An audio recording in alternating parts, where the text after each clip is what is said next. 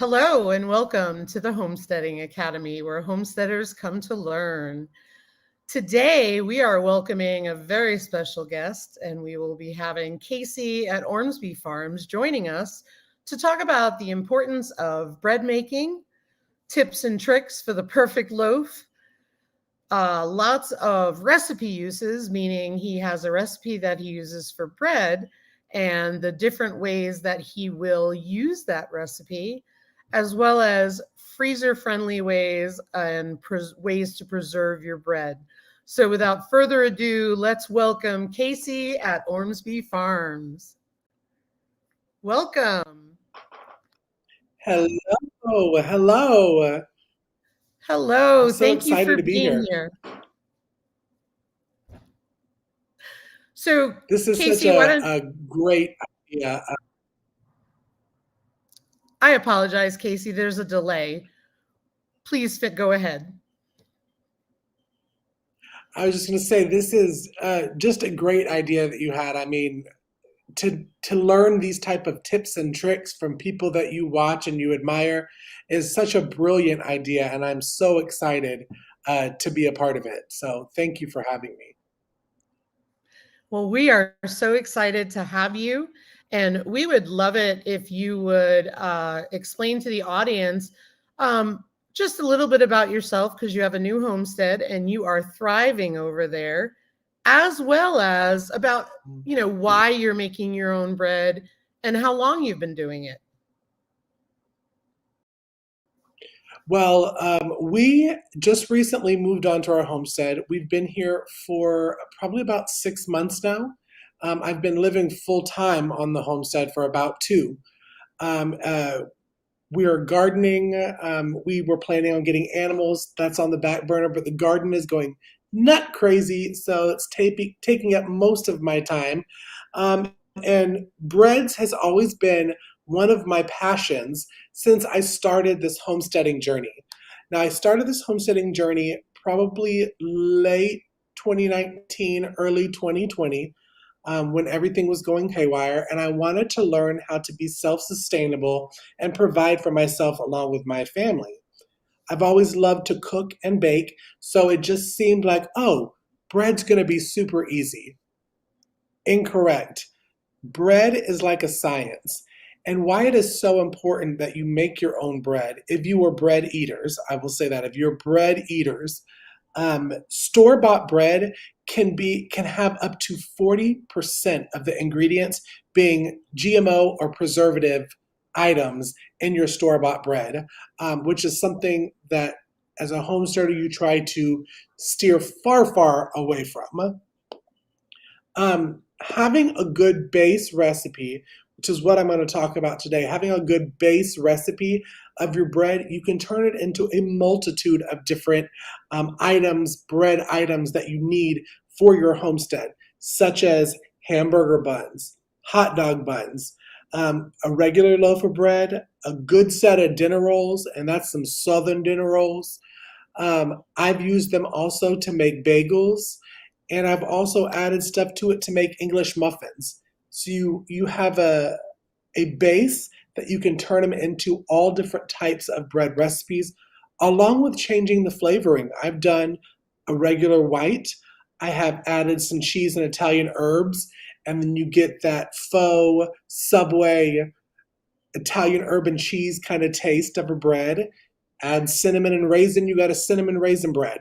So the base is always important, and the most important thing is to know proper storing of your ingredients and how to let bread rise. Because we all know that homemade bread takes a lot longer. For me, usually about 3.5 hours. But storing your ingredients is important, and also having good yeast, a good yeast. And of course, during 2020, yeast was very hard to come by because people were using it to make beer or make wine or all different types of stuff that you can use yeast for. But having a good yeast, I'm gonna try to put it pretty close to the camera. I'm going to make you larger. Oops. Bear with me. It's not cooperating. There we go. There we go. I'm big. So these right here, I've used this company for probably about the 2 years that I've been bread making, and it's a wonderful product. I keep my yeast, and this is like my super tip to people because you don't want to keep your yeast anywhere where the yeast can die, because then it's not going to work and your bread's not going to rise. I keep my yeast in the freezer. This has been in the freezer. This 1 pound bag will last a family of four for probably a year, and you can be making tons of bread the entire time. But as you can still see from the mushiness, it does not freeze. It just keeps the yeast at a temperature that keeps them alive. So that when you go to activate it with the water and the flour and the sugar, it does its job for you. Another big tip is when you're letting bread rise, um, keeping a temperature of 75 to 78 degrees Fahrenheit is super, super, super important. Um, Too cold and the bread is not going to rise because basically what the yeast does is the yeast eats up the sugar, blows up like foamy bubbles, and that's what makes your bread rise and be puffy and beautiful and delicious and all the carb dreams that we dream of. So too cold, not good. But also too hot can kill your yeast. And that's the same thing when you put water into your bread to let the yeast activate. You can kill your yeast with too hot of water. So a good temperature, 75 to 78, hands down, you will have the perfect loaf every single time and it will rise beautifully for you. Um, yes. So I would just like to point out for anybody that is watching the replay, maybe who did not make it to the premiere, and if you, Casey will be in the chat, so please feel free to put any questions in the chat. Please type a capital Q Yep. and type your questions, and we will be happy to answer them within reason, obviously, or be able to steer you to a good resource. But Casey, this is fascinating, and I'm going to let you continue, but I just want to point out the background behind the two of us are loaves of bread that you made. Yes. Those are three actually when I participated in a collab on Instagram where it was like a pantry stock. And that was one of the days I did a stock in the freezer of my breads, which comes to another point that this bread is a fabulous freezer friendly bread. It does not change the texture of the bread. It does not change the taste. It thaws like a dream. And the original recipe is an Amish white bread. So it's very fluffy. It's probably the closest that you would get to like a sunbeam in the store for texture wise. And now, when I preserve it, I like to pre-cut the slices beforehand. Now, that is up to a person's preference, how thick, how thin, how many slices. Most of my slices, I do have a video on my YouTube channel where I step by step walk you through how to make the Amish bread. But for me, it usually gets 12 slices out of the loaf of bread that I make. But that's just because of the size of my bread pan. But yes, that's my Italian urban cheese. It's my Amish white in the middle, and at the very far end, it's cinnamon and raisin that my brother is addicted to and forces me to make every single time because I'm not a fan of it, but he loves it. Awesome, awesome. And I will be putting that link in the chat so folks can see how to make your bread, and that has that recipe as well. It does. It has that recipe, and it is a simple recipe, Lisa. It is literally 4 ingredients. 4 ingredients, you're done. The recipe that I put on there is actually a half a recipe of the Amish recipe, and it makes 2 loaves. So even with a half recipe, you're getting 2 full loaves of bread, and that's when I like to take one of the dough ball. I like to split it in half so I have my white loaf, and then I get fancy and I get crazy with the other one, whether it's Italian urban cheese. What else have I done? I've actually added some flaxseed and certain fiber powder into it before to give more of a whole wheat flax and fiber feel to it. I've done honey and oat. It's just such a universal kind of recipe that you can add whatever you want to it. Rosemary, whatever you have in the garden, dried fruits you can add to it would probably be good. Some Mm. basil. But yeah, behind you is the breads, and it's making me want a sandwich. I bet it is. I bet it is. I mean, they're absolutely stunning and they look delicious. Thank you. So earlier, I kind of interrupted you during tips and tricks for the perfect loaf, and I wanted to make sure that I didn't cut you off where you didn't share everything. Um, we talked about keeping yeast in the freezer. That's probably what I tell people about bread making. Because again, bread making is a science. It is not super easy. It took me probably a good 4 months to master bread making. So I always tell people don't discourage yourself if you make the first loaf and it's not like picture perfect. Now, when I say picture perfect, to where it looks beautiful in person, because regardless, it's going to taste good. And you should be proud of yourself that you made it and you made it homemade with all natural ingredients. You know what's in it. But keeping the yeast in the freezer is my number one tip. Keeping your kitchen or the room where you're cooking the bread 75 to 78 while it rises is another one. A funny one that I learned from another YouTuber is when you're punching down the bread, because you have to punch the bread down probably 3 times during your bread rising um, process, is to oil up your hands with a coconut oil or a olive oil. I like to use a coconut oil because we have a plethora of that on the homestead, making our own soaps. But if you lather your hands up, when you're punching it down, it doesn't stick, and then you have bread stuck to the middle of your fingers, and you find it later on when you're having dinner. That's a great tip. That's a great tip. So that is, and it keeps the outside of the bread smooth and oiled up. Because if it does, you're sitting it in a oiled up bowl anyways to rise.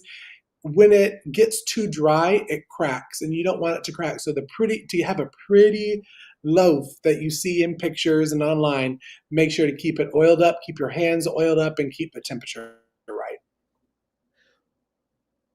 What did you find were some of the common struggles in addition to like learning about the temperature, learning about the yeast?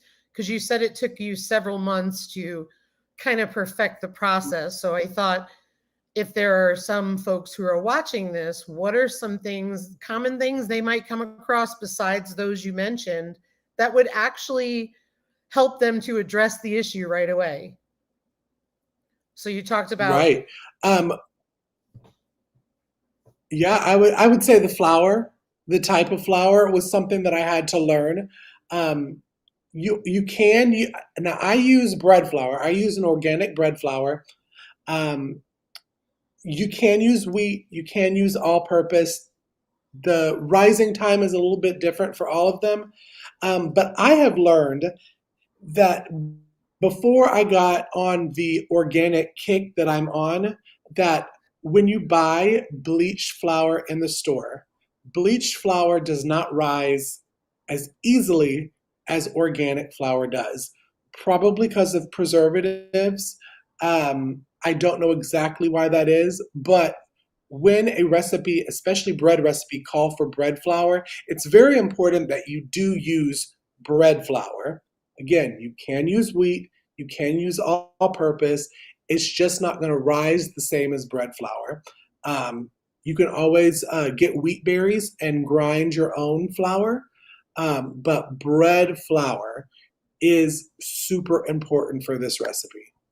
And you can keep, I buy 50-pound bags at a time, and that lasts me usually for 2 years. And I just keep it in a 5-gallon bucket, and it keeps it fresh. And the bugs out and all that kind of stuff. So it's very reasonably priced, but it is so important to find the correct flour and to make sure it's non-bleached for your flour. Is there a particular brand that you prefer that works well that you think would be good for our audience to look for? I use King Arthur. Now, King Arthur is a little bit pricier. They're in most stores, any grocery store, the Walmarts, all that kind of stuff. The big box stores usually have it. Um, but I have tried the bread flour, and I really, really, really enjoy this from Azure Standard. They have great prices. Theirs is organic as well. Um, it works. I know a lot of your viewers, my viewers, are Azure Standard customers. Mhm. And they do have really good bread flours, but what I prefer the most is King Arthur. That's a very popular brand. I've seen that a lot. I even have that in the Hmm. boonies here. Um, Yeah, me too. you talked earlier about taking this recipe and using it for hot dog buns, dinner rolls, like good old Southern dinner rolls. Are there some things that people would need to know? Is it just shape or is there something different that goes on to make those? It that's a great question. It's mainly shape. Couple things that I do that I've learned, especially for the rising, because when you're making the hot dog and the hamburger buns, um, most people think, okay, I'm going to make it into the ball into the size and flatten it the size of a hamburger bun. No, you actually want to make it a fourth of the size of that particular item that you want to make, whether the hamburger bun or the hot dog bun, because it will grow up to 4 times during the last final rising stages. So, what I do when I do hot dog buns, especially, and sometimes when I make a knockoff Subway roll, is you could roll it pretty thin to. I'm even trying to find something around here to show the width of. So like you wouldn't roll I it would like say this, even no, right? I roll it even to the thinness of a marker, and this thinness will blow up to be a hot dog bun or a knockoff Subway roll. Um, so that is really the only difference, is to make sure that when you're building these buns or the dinner rolls or the Subway loaves, or I've used it um, for egg, saying egg McMuffins, but I'll English remember muffins. what those are called. England, there we go. To always do a fourth of the size because they will rise. And some good yeast, if you have good yeast and you followed the tips that I've said on today's video, they will quadruple in size within the 30 to 45 minutes that you let it rise before you punch it down or before you put it into the oven to bake. So a little Otherwise, you're going to clarification. have some ginormous. Ginormous hamburger buns. You'll have this big old bun. So a little clarification, just for somebody who's never made their own bread, never made hamburger buns or anything like that.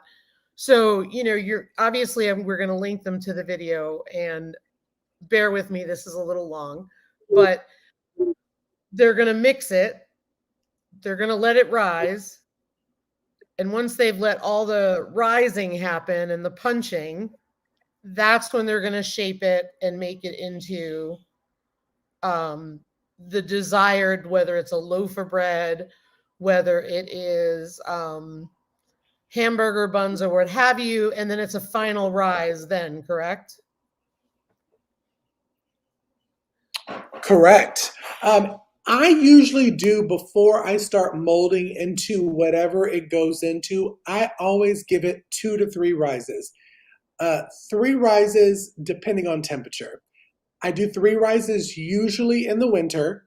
Now, our winters are not like your winters, Lisa, so it could be a little bit different. It's Yeah. all about temperature. But I usually let it rise 2 to 3 times, and then you're going to shape, whether it's shaping it into a regular loaf for a bread loaf pan, or turning it into the hot dog, the hamburger, the Subway, the English muffin, the bagel, whatever it is, you're forming it into it on the third, normally the third, sometimes the fourth if you're in the winter, rise, and then you're going to let it sit about 30, 35 more minutes before you put it in the oven. Um, but yeah, it's the very final stages. And I go over that in the video is you punch it down a couple times. And basically what that's doing is you're knocking out all the air bubbles. So you're not going to get like the sourdough holes that are in like a sourdough roll. It's going to be a nice smooth interior of a sandwich bread. So this is, I always call this my sandwich bread recipe, even though I don't always use it for sandwich bread. But you're going to get the perfect, beautiful inside with no air bubbles if you punch it and do it properly. And what do you use to slice your bread? Some people use like bread slicing knives for the perfect slice. Other people do it by, judgment. It's sort of like some people weigh their dough, some people don't. What are your preferences? I'm definitely not as fancy to weigh my dough because when the bread comes out and I'm smelling it, it's already a lot for me not to eat most of the loaf before I'm putting it away. But I always say bread knife. You got to have a good bread knife. Now, whether, there's always the controversy of the electric bread knife to just the regular. I use a regular, non electric. It's the jagged edge bread knife works best. And it's actually linked in the video. It is a bread loaf cutter. So basically, I should have brought it on the video. I don't even know if I know where it is in my mess of a kitchen, but you put the loaf in there and it already has it measured out where the knife will go down and cut the perfect slice. So you push it. It's kind of like what me and you have, Lisa, for soap cutting too. Same kind of idea of push, cut, and then you have the perfect, you can set the thickness of your bread on that. But as you asked, bread knife is a must. Otherwise, the flat razored knives are just going to tear your bread up and it's not going to be pretty. Yeah? It's going to taste good, but it won't be pretty. I agree, and I think that the serrated knives, along with the bread knife, like you said, that has the spacer, is super helpful because let's Mhm. face it, homemade bread is really good, and we want to eat it all, right? It is. But you also want to maximize what you're getting out of your loaf, which is good too. Absolutely. And Hmm. you said that you slice it. So take me through the once it's baked, how long do you wait to slice it? And then if you're freezing it, what does that process look like? Like how long? How do you prepare it? How do you preserve it from getting frozen? I know you said something about single pieces, single slices. Yeah, so right when I take it out of the oven, I usually let it cool down 2 to 3 hours. You want it to be cool to the touch on both the top and the side of the bread. Otherwise, when it's still hot, you can kind of mess up in the slices. I like side and top to be cool. Most of the time, that's 2 hours. Um, and then I like to slice. So I like to pre-slice and then I put it, if I'm going to freeze it. Now I have done where I've put it in a bread bag and thrown it in the freezer. No vacuum sealing, no nothing. It really didn't mess up that much. There wasn't freezer burn. Um, it doesn't sit that long. We are bread folks here at Ormsby Farms, so it doesn't sit that long in the freezer to get freezer burn.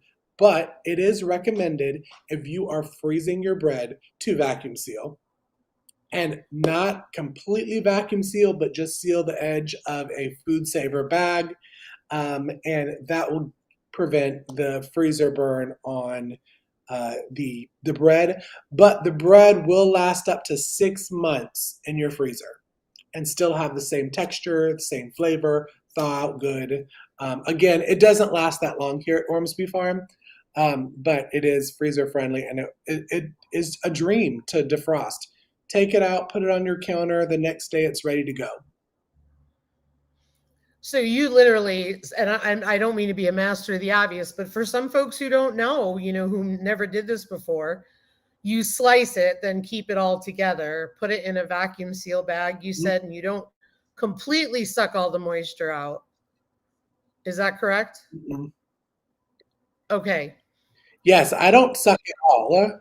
I just seal the edges when I want to be really like I'll say I do that when I'm giving it as a gift or if I'm making bulk that I want to give away as holiday gifts or to neighbors or to friends at church.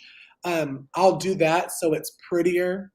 But I don't suck. I literally just seal because you'll smush bread. It won't be as pretty. But again, it'll last up to 6 months. After 6 months, you will see a little bit of, crystallizing of the ice on the bread, but I've never seen it because it never lasts that long for me. And that's why I asked, because I know freezer burn can ruin so many things so quickly. Because I know that they sell those plastic bread containers to put things in the freezer, or you can put anything in the freezer to get freezer burn if it's in there a while. And air is the key. Right, And I worried about the vacuum sealing not only ruining the shape, but taking the moisture out of the bread. right. Yeah, that's why I don't vacuum. Now, some people probably could say that you could wrap it. I think I've seen people wrap in tinfoil and then vacuum seal, but that's too many steps for me. I've never done that. It's worked fine for me. And again, I've put it just in a bread bag with a twisty tie, and I throw it right in the freezer. I mean, I do that with most of my breads when I do hamburger buns. Literally, the bag that they're going to live in is the bag they are put in the freezer in. Um, Mhm. I don't necessarily like the bread boxes that go in the freezer because it takes up too much space. When we're homesteaders and we're growing all of these veggies and meats and all that stuff that are going into the freezer, you don't need some big old hunk of uh, box taking up most of your freezer space because that bread is only going to last for a week when the gallon bag of veggies would probably last you a month. So I just like to bag it, put it in there, keep it moving. It's nice and simple. I like simple. Awesome. Yeah, I like simple too. So so that's a good point you raised, because you're taking this recipe, like you said, and putting it in a variety of forms, right? Whether it's hamburger or hot dog. So it's nice to know you can make that stuff ahead of time and pull it out, Right. defrost it, get a nice little grill on the bun. You're good to go. What about bagels? Yeah. You mentioned bagels. Yes, bagels. Now, the cooking process of bagels is a little bit different because before you put it in the oven, you do need to put the bagel rounds into boiling water, usually 1 to 2 minutes on each side. I do about 1 minute and then flip it.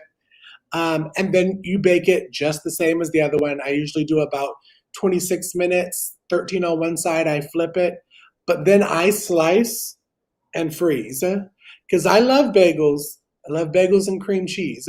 And I try to limit myself. Otherwise, I'd be having 6 bagels every morning with veggie cream cheese, and I'd not be able to fit on the screen of a YouTube Live. So, but bagels are super easy. And I learned about the preserving of all these different types of breads for the holiday season. Because, all of us who have homestead during the holiday season is a busy, busy, busy time. When you have family coming in town or you are going out of town, I like to even pre make the breads to make for French toasts and for certain just regular toast for breakfast morning or whatever it is. French toast sticks I've done off of this bread. I like to go ahead and make and freeze at the beginning of October. And then I have holiday breakfasts kind of set in place for the next couple of months because it is a process to make bread. It's not like an hour you're done. kind of process. It's planned for about 6 to 7 hours of making your 2 loaves or your 24 hamburger buns or 24 hot dog bun kind of thing. That's good to know. And talk a little bit about like, I know you said it was inside, airy, delightful, but talk about, people always talk about sourdough, right? And they talk about that crunch, right? So what is Mhm. the outside consistency of your bread? We know the inside, but what's the outside like? The outside now, for crunch, if you want the crunch, I always put a little bit of butter. Like if you see right behind you is the Italian urban cheese bread. I put a little bit of butter after it comes out of the oven and it will crunch up the crust a little bit. If you want to leave it in the oven for 1 to 2 minutes longer than the 26 minutes, you'll get that crunchy um, outer crust of the bread. I don't prefer that. I like more of a sandwich bun, softness, top, bottom, all that kind of stuff. So again, this recipe, if done the way that it's written, will give you a loaf kind of like sunbeam. So the outside is a little bit darker than the inside, but it's not crunchy like a sourdough. Um, but as you said, when in doubt, a little butter, grill the bread, it'll be fabulous. It'll be delicious. I'm hungry. I know, me too. I'm like, do I have bread in my freezer? So you've talked about a lot of great things. You talked about the importance of bread making, and the ingredients are a lot simpler in bread that you make yourself, which is better for your health. You talked about tips and tricks for the perfect loaf, using the same recipe for a variety of different things, from hamburger buns to hot dog buns to French toast sticks to slices. You talked about freezer friendly and preserving your loaves of bread, the consistency. And obviously, we are going to have your bread recipe video in our chat, as well as in the description box to this video. And then you also talked about the common struggles people might come across. Is there anything else that you think would be really beneficial for someone who starts out with their first loaf of bread and says, ah, One thing that I had to learn, and I touched on it a little bit, is to make sure that that loaf is well lathered, whether it is the coconut oil that you use or the olive oil or regular canola oil, whatever oil you use, make sure it is lathered and that the bread pan is lathered. If it is, and when you think that you have a little too much oil in the pan, add a little bit more. And I'll tell you, it will just slide out. It will be beautiful. I didn't listen to that tip when I first did it, and my bread was, a corner was missed, a side was broken. It was still delicious, but it wasn't pretty. So making sure that you lather up the pan, the bread, all of it, and it will slide out, and you'll have a perfect little loaf of bread. And if you do try it, hit me up on social media. Tell me what you think, because I'd like to know, because I'm addicted to the bread now. It is so good. that's awesome. And as a bonus for our viewers, poor Casey doesn't even realize I'm going to ask him this, but I happen to know that he also makes his own butter. Hmm, I So, do. I know that you were not prepared to do that, but I was wondering if you would just quickly say how wonderful or what you think about making your own butter. Well, Lisa, let me tell you, it is a piece of cake, okay? And this is coming from someone that does really complicated, bougie stuff. Butter is super simple. First, I will say, if you have neighbors, friends in your small town that have milk, cow milk, make friends with them, because it is the best with that type of milk. But you can make it with heavy cream. What Yep. I do with the heavy cream is literally, I put it in my KitchenAid, Lisa. I turn it on, and I cover it. You got to cover it, else it will go everywhere. But just let it turn for maybe about half hour, 45 minutes, and check it. And you're going to start seeing the butter separating from like a whey buttermilk kind of stuff. And I take that butter once it is completely done and I do a water rinse, meaning that I take the butter, I put it into ice cold water back in the KitchenAid, and you keep on doing it and doing the wash until your water is crystal clear. And that's when you know your butter, she's ready to go, she's ready to slather. And one thing that I like to do after that, if I'm not just doing a regular butter, I've added a little bit of wasabi powder in with the butter and mixed it in again to roll it up. Because if you cut a little slice of that wasabi butter and put it on top of a steak, Wow. so good. And you can do it with herbs, that butter after it's completely finished, because it's still going to be kind of mushy and that kind of stuff. You can add in herbs, you can add in seasonings, that kind of stuff. And I roll it in plastic wrap. I know we'll probably get some comments about the plastic wrap, but oh well. I roll it up in plastic wrap, and I even throw that in the freezer, and it lasts for. I've had one in there probably now for about 8 months, and it still looks just as pretty as it did from the very beginning. Take it out, thaw it, and use it. Put it on some homemade bread. That's awesome. And I appreciate that you just went with the flow because I've been sitting here in my head drooling over your bread and I literally just thought like, wow, because as you know, when we've been recording our podcast, I have that little gadget for shaking my butter from commercial cream. I've also done it with goat's milk, and Uh-huh. it's just really delightful. And like you said, if you have a friend or a neighbor with cow's milk, that's definitely what you want to try. However, you Right. can do it with goat's milk. You can do it with commercial heavy cream. I've done it with goat's milk and commercial heavy cream, um, just because I wanted to give my little gadget a go. But the KitchenAid is great too. But like you Right. said, cover it up or you're going to need a drop cloth for the kitchen. So, Yeah, and you're going to be eating for days. but again, I mean, these are all things that we can do one little step at a time to build our skill set as homesteaders, right?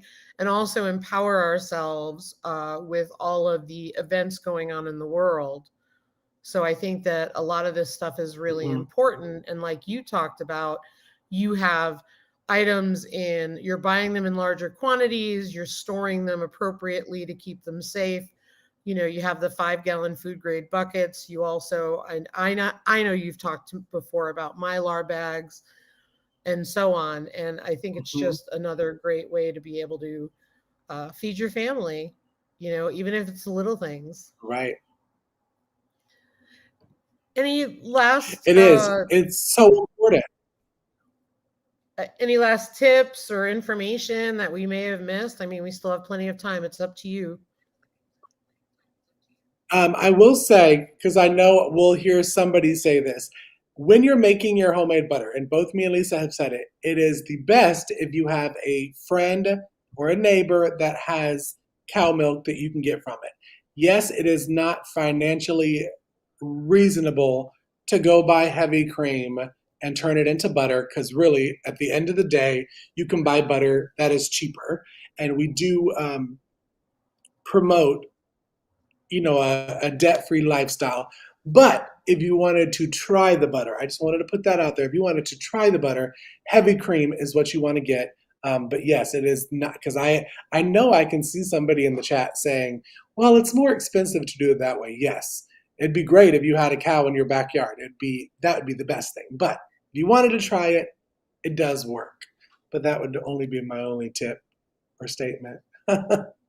I agree. I agree. I mean, I did it too because of the lack of access, right? You know, I even had somebody help me try to locate somebody because I'm in the heart of beef country.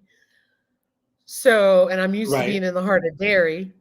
So I'm, looked online to see who I could find. And even though this person had dairy cows, they were able to help me find a milk share, which was goat milk, um, for Hmm. larger. And they will deliver not to me personally, but they come through my area on the way to a larger city to deliver. However, what I ended up doing was purchasing a gallon of Nubian goat milk, because Nubians are known for their high cream content. And Right. so I purchased Nubian goat milk from the person I buy bales of hay from, when we were having a conversation. And I was like, look, I'll give you the jug back. Can I have a gallon of milk? I'll buy it from you. And it was cheap. And I made the butter, and it was really interesting. So it's just a matter of realizing that when you buy, for example, a gallon of goat's milk, I got a ramekin of butter. So Hmm. it's not like the friend with the dairy cow is going to give you all that luscious cream. You're buying milk. No one's going to sell Hmm. you just cream. So I think No. that's important to know. Right. Well, Casey, I have really enjoyed learning all about the bread that you have been making, and you have provided such knowledge on this subject. And I am really grateful that you came on to the Homesteading Academy.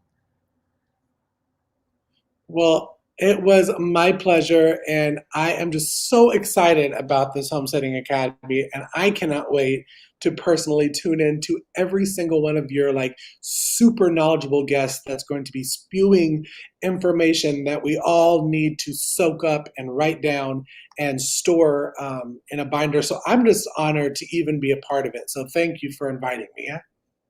Oh, well, thank you so much. And that's exactly why I've had this idea for a long time. And I think it's a good time to just share that when I did the May homesteading challenge on Instagram, it really solidified in my head that so many of us are coming into this when we did not grow up in this lifestyle.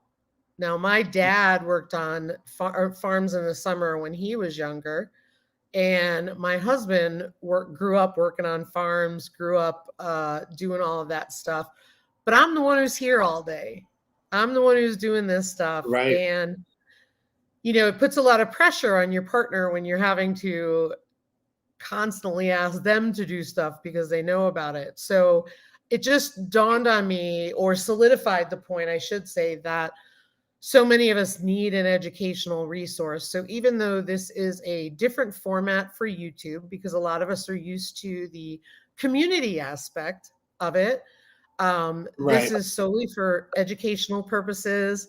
I never want people to feel Right. obligated. I want them to come here to learn, and I want them to come here and learn skills. So please, folks, stay tuned for more series episodes. And always know you're Yes. welcome to the Homesteading Academy. And you just sit back, relax, and enjoy a lecture, so to speak, and take notes. Don't feel pressured to be in the chat and all of that. However, again, Yes. Take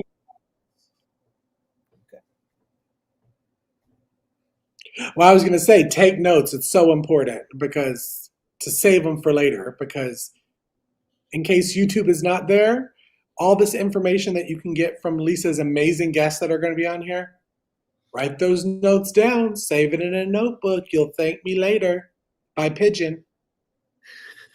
so true. And that's the thing, I just want people to learn, and again, create another community, right? A learning community where we can all come together and support each other and share what we've learned. Because I know I've done a lot of things that either worked out okay or didn't work out at all, or worked out amazing. And so I want to be able to share that so people can save themselves, you know? Right. All right, y'all. Well, I thank you again, Cayce, and everyone, please stay tuned for another episode of the Homesteading Academy. And if you enjoyed this series, please leave us a comment down below. Let us know what you think. Give us a thumbs up. Feel free to subscribe, like, and share. And again, Cayce's information for his channel and his direct link to his video will be in the description box, as well as pinned to the top of the chat. So please enjoy. Happy bread making. Have a great day, everybody. Take care. Bye, everybody.